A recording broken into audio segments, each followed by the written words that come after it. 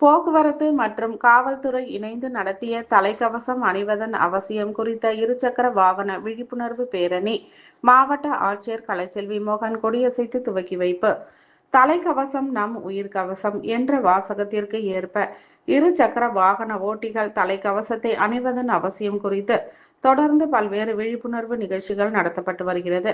அந்த வகையில் காஞ்சிபுரம் வட்டார போக்குவரத்து துறை மற்றும் மாவட்ட காவல்துறை இணைந்து தலைக்கவசம் அணிவதன் அவசியம் குறித்த விழிப்புணர்வு பேரணியானது இன்று நடைபெற்றது.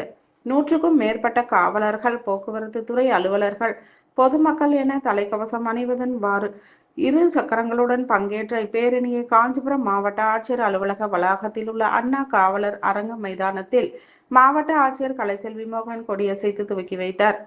பேரணியானது மாவட்ட ஆட்சியர் அலுவலக வளாகத்தில் இருந்து துவங்கி காவலான் கேட், மேட்டுத்தெரு, மூங்கில் மண்டபம், காமராஜர் சாலை, சங்கரமடம் சாலை தெரு என நகரின் பல முக்கிய வீதிகளின் வழியாக யாத்ரி நிவாஸ் வரை சென்று முடிவுற்றது.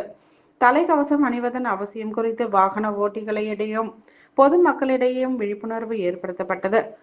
நிகழ்ச்சியில் மாவட்ட காவல்துறை கண்காணிப்பாளர் RDO நாகராஜ், மோட்டார் ஆய்வாளர் சிவராஜ் மற்றும் யங் இந்தியா உறுப்பினர்கள், காவல்துறையினர், பொதுமக்கள் என பலர் கலந்து கொண்டனர்.